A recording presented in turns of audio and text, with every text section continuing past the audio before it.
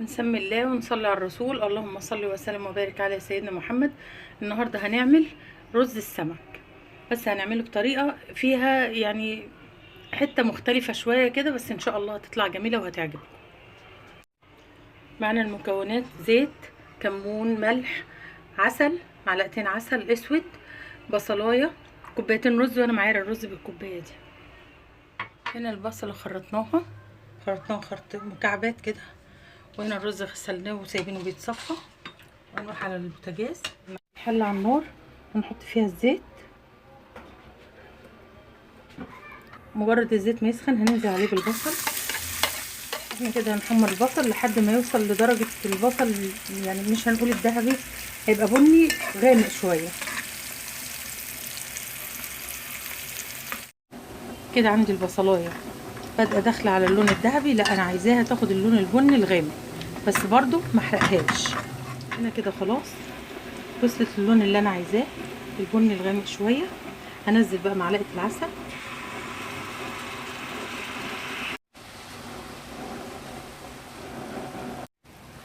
واجيب الرز اللي انا غسلاه ومصفيه كويس انزل بيه.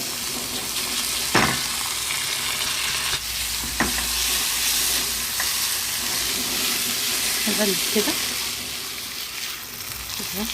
هقعد اقلب في الرز لحد ما يحس ان هو خلاص بينشف معايا خالص كده. اجيب الملح والكمون، اخد هنا معلقه مليانه من الملح، نص معلقه من الكمون،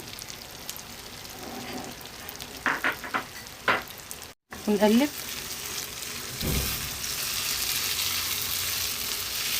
اكون حاطه طبعا الميه بتاعه الرز في الكاتل او في الغلايه تغلي شويه.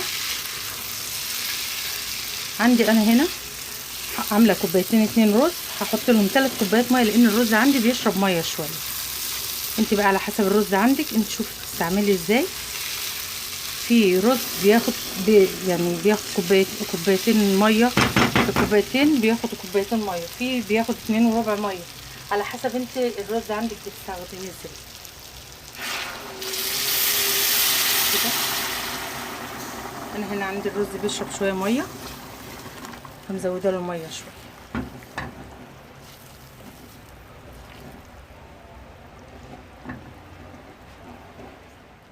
هنغطي كده عليه ونوطي شويه، العين تكون نص علو كده، ما تبقاش ما نوطيش عليه قوي كده. الرز بعد ما وصل للمرحله دي وطيت عليه وحطيت الشياطه واكتم عليه الغطا كده خلاص.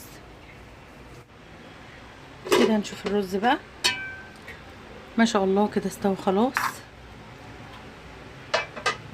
ناخد